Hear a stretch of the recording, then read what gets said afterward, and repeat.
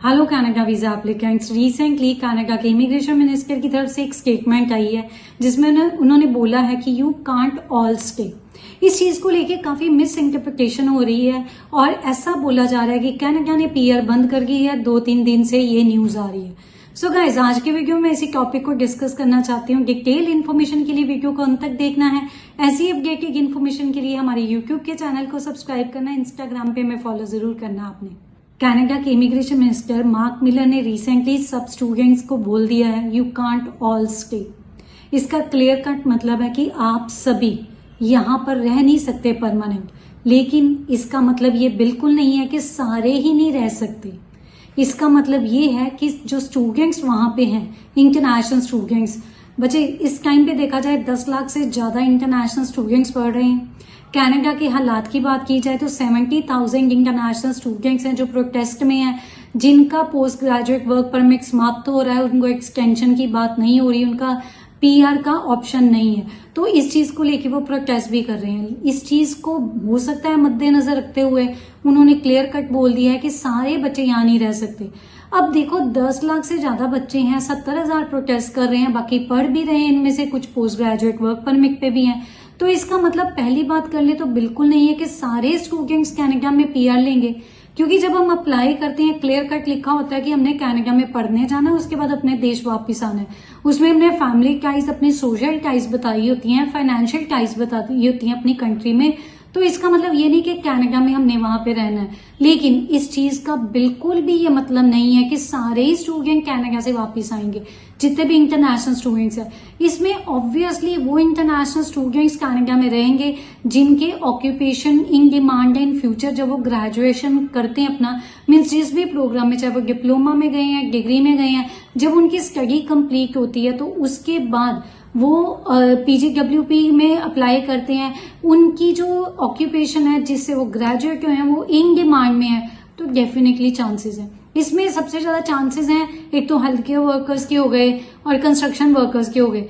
और बिजनेस के अगर जनरल प्रोग्राम की बात करें तो मुझे नहीं लगता कि इसकी बहुत ज्यादा डिमांड होगी। हाँ, अगर बिजनेस में कुछ स्पेसिफिक प्रोग्राम्स की बात करें, जैसे एचआर की बात हो गई, इसकी डिमांड है। रिसेंटली ओंटारियो की तरफ से भी ये नोटिफिकेशन आया था, ये चीज अपडेट हुई थी।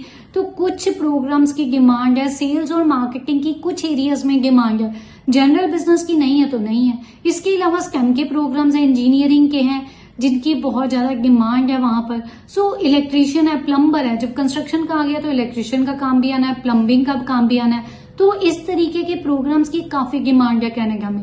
सो इसीलिए गाइज आपको अपडेट बता रही हूँ कि आपने जब भी प्रोग्राम चूज करना है ना, ये ध्यान में रखना है कि आपका प्रोग्राम कोई स्किल आपको सिखाता हो और वो स्किल आपने कनाडा में सीखनी भी है, उसको लाइक प्रॉपर वे में प्रैक्टिस भी करना है, उससे रिलेटेड जॉब, ये नहीं जौन सी जॉब मिली कर ली। कोशिश कीजिए जिस प्रोग्राम में आप जा रहे हैं, जो स्किल आप वहां पे सीख रहे हैं, उसका प्रयोग भी वहां पे कीजिए। उसके बाद उससे रेलिवेंट जॉब ढूंढ के वो जो लिस्ट है आपकी जिस भी प्रोविंस में है, ऑक्यूपेशन लिस्ट में है, तो ऑब्वियसली उसको ये देखिए कि वो सभी कुछ कनेक्टेड हो सकता है कुछ स्किल्स अभी डिमांड में हो, आने वाले टाइम में डिमांड में ना हो। ये आपको सर्कमस्टेंसेस देखने हैं उस टाइम पे। गाइस, अगर पीआर की बात करें तो बिल्कुल बंद नहीं होने जा रही पीआर, क्योंकि उन्होंने पीआर के टारगेट रखे हैं और ये क्लियर कट है कि कनाडा में जो माइग्रेंट्स है वो मेजर रोल प्ले करते हैं वहां की इकोनॉमी में। वो चाहे टेम्पररी रेजिडेंट हो, उसके बाद वो अपना पीआर लेके वहां पे सेटल हो, तो हर तरफ से माइग्रेंट्स का रोल मेजर रहा है। तो अगर हम इसको मिस इंटरप्रेट करें कि बिल्कुल पीआर खत्म हो गई, तो ये बिल्कुल नहीं है। ये मैं क्यों वीडियो बना रही हूँ, क्योंकि रिसेंटली एक वीजा एप्लीकेंट हमारे पास आए, वो बोल रहे थे कि सभी तरफ यही न्यूज है कि कनाडा में पीआर बंद हो गई। तो मैंने उनको ये क्लियर कट बोल दिया, बंद नहीं हुई। हाँ, जो ऑक्यूपेशंस इन डिमांड होंगे उनके लिए पीआर तो रहेगी, क्योंकि मैंने ऑलरेडी अपनी वीडियोज में आपको बताया कि पहले कनाडा में क्या था कि एक्सप्रेस एंट्री में जनरल ड्रॉज निकलते थे, इट्स ओके। लास्ट ईयर से, अभी 1 साल से ज्यादा का टाइम हो गया, कैटेगरी स्पेसिफिक ड्रॉज शुरू हो गए हुए हैं और आने वाले टाइम में हो सकता है इस पे कैटेगरीज और एड ऑन हो जाए, जैसे मैंने एक वीडियो में बना के बोला भी था। एजुकेशन हो गई, एक तो और स्ट्रीम्स हो गए जिसको एड ऑन किया जा सकता है।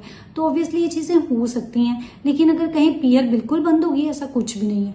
हाँ, एक और चीज आपको बताऊं, हो सकता है कनाडा में डिग्री प्रोग्राम्स की डिमांड ज्यादा हो रादर देन डिप्लोमा की, तो ये भी स्टूडेंट्स इस चीज को ध्यान में रख सकते हैं।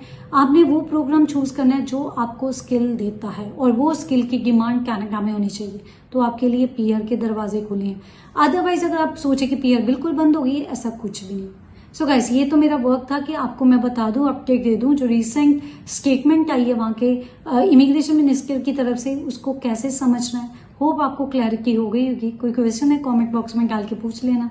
ऐसी अपडेट की इन्फॉर्मेशन के लिए हमारे यूट्यूब के चैनल को सब्सक्राइब कीजिए, इंस्टाग्राम पे हमें फॉलो जरूर कीजिए।